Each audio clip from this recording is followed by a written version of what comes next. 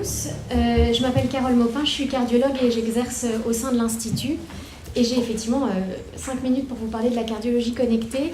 Je veux juste commencer par vous dire que je n'ai aucun conflit d'intérêt avec les applications, notamment smartphones et certaines marques que je vais vous présenter. Et que si je vous les montre, c'est que je trouvais que c'était intéressant de vous les montrer. Dans le sujet, je vais commencer par vous donner une citation qui m'a marquée quand j'étais en vacances avec mes filles à Montréal en octobre 2017 et qui disait que la puissance du processeur d'un smartphone équivaut à celle d'un vaisseau Soyouz. C'est dire que cet outil peut être très performant pour nous aider au quotidien. Et puis pour parler de la cardiologie connectée, je vais vous raconter une histoire qui pourrait être vraie. Je l'ai appelé Yann, mon héros de l'histoire. Il a 33 ans, il travaille dans une banque, il fait de la fusion-acquisition, il est très stressé. Il a des palpitations depuis 3 à 4 ans et il consulte son cardiologue pour la énième fois qui fait des holters et n'arrive pas à mettre le doigt sur le diagnostic de ses palpitations parce que c'est intermittent et qui finit par lui prescrire quelque chose qui est non remboursé. Mais qui pourrait éventuellement permettre de faire un diagnostic des palpitations, qui est donc un petit outil qu'on met sur son smartphone et qui enregistre le rythme cardiaque quand vous ressentez les palpitations. Et effectivement, un mois après, le patient ressent des palpitations et le smartphone enregistre l'ECG. Yann envoie le tracé ECG sur la boîte mail de son cardiologue chéri, qui finalement, après consultation de l'ECG, on pourrait arriver dans cette histoire à une discussion sur un smartphone également où Yann demande « Bonjour docteur, j'ai vu des palpitations ce matin, avez-vous vu mon électro ?» Oui, effectivement, on a pu faire un diagnostic, c'est de la fibrillation atriale. Est-ce grave docteur? Non, mais il va falloir prendre un médicament et grâce à ça, Yann a pu être traité de façon efficace. Et puis, un jour de grève, le 8 juin dernier, il doit rentrer à son domicile à pied. Et puis, il voit un homme qui s'effondre sur le trottoir et qui, en fait, fait une mort subite. Grâce à une énième application de son smartphone qu'il a téléchargée parce que Yann est stressé mais prévoyant, il a appris à faire un massage cardiaque grâce à un tuto qu'il a téléchargé sur son smartphone et du coup il a pu entreprendre un massage cardiaque auprès de l'homme qui a fait la mort subite. Et comme il a une énième autre application smartphone, et que par chance il capte encore un peu de batterie, il a pu géolocaliser un DSA, c'est-à-dire un défibrillateur semi-automatique pour pouvoir faire les gestes de premier secours qu'on devrait tous savoir faire et pouvoir faire parce que le patient a eu la chance de faire l'arrêt cardiaque en face du Franprix et qu'il y avait juste en face le défibrillateur semi-automatique. Et puis comme Yann était un peu stressé, il a complètement oublié quel était le numéro pour appeler le SAMU et donc il a cliqué ou appuyé sur le 112, ce qui fait qu'on l'a mis en relation avec le SAMU et le patient a pu être pris en charge rapidement, réanimé avec succès.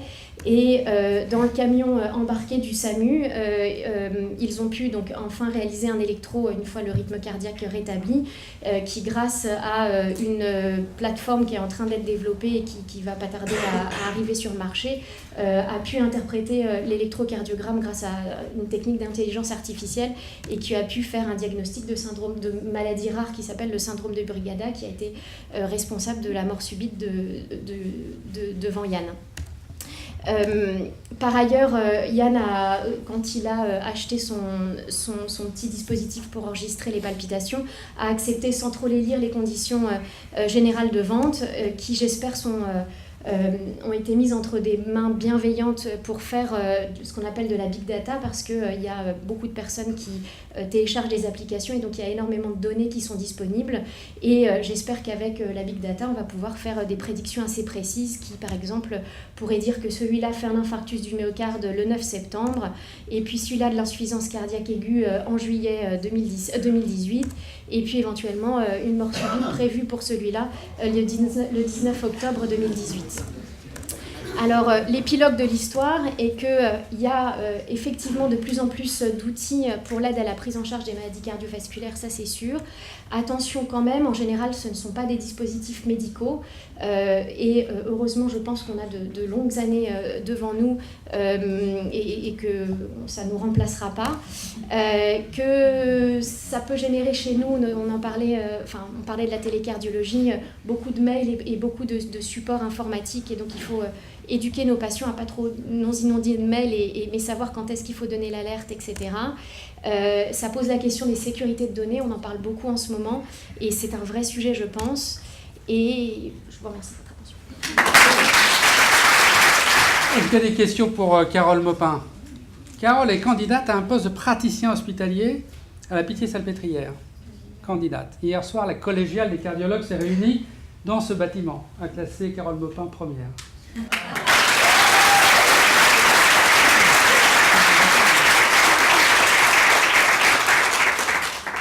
Est-ce qu'il y a des questions? Les smartphones, vous pouvez même vous inscrire, une fois que vous savez faire le massage cardiaque, comme candidat à masser là où vous êtes, s'il y a un arrêt cardiaque dans la zone géographique où vous vous trouvez. Et ça permet, parce que vous savez, le massage cardiaque, ça a l'air de rien, mais ça fatigue très vite. Et on ne peut pas faire un massage cardiaque 1 heure tout seul. On a besoin d'aide. Et maintenant, il y a des applications pour avoir de l'aide. Hein. Pas de questions pour Carole? Très bien. Ah, Jean-Philippe. Alors justement, tu as fait allusion au problème de sécurité, justement. C'est quoi vous avez des solutions dégradées? Parce on voit qu'il y a des hackers qui hackent les hôpitaux aux États-Unis, qui les rançonnent en bloquant leur système informatique. On peut très bien imaginer que ça se passe pour le système de cardiologie. Et alors, est-ce qu'on peut déconnecter ces défibrillateurs, etc. Il y a quoi comme sécurité derrière? Alors, tu parles pour les défibrillateurs? Oui, les défibrillateurs, oui, en particulier. Ouais. C'est très opaque de notre côté. On est rassurés, en tout cas, les sociétés de défibrillateurs essayent de nous rassurer sur le fait que les données sont sécurisées, etc. Ils font notamment en ce moment très fréquemment des mises à jour sur les logiciels des défibrillateurs. Voilà. Après, à ce jour, alors il y a, faut pas confondre fiction et réalité. Il y a à ce jour, en tout cas, je crois, en France, pas de défibrillateurs qui ont été hackés ou quoi que ce soit. C'est vrai qu'il faut faire attention, clairement. Et cela dit, c'est pas nous qui, à part donner des signaux d'alerte, etc., ça c'est pas entre nos mains, quoi. C'est entre les mains des constructeurs. Parfait. Carole, merci beaucoup.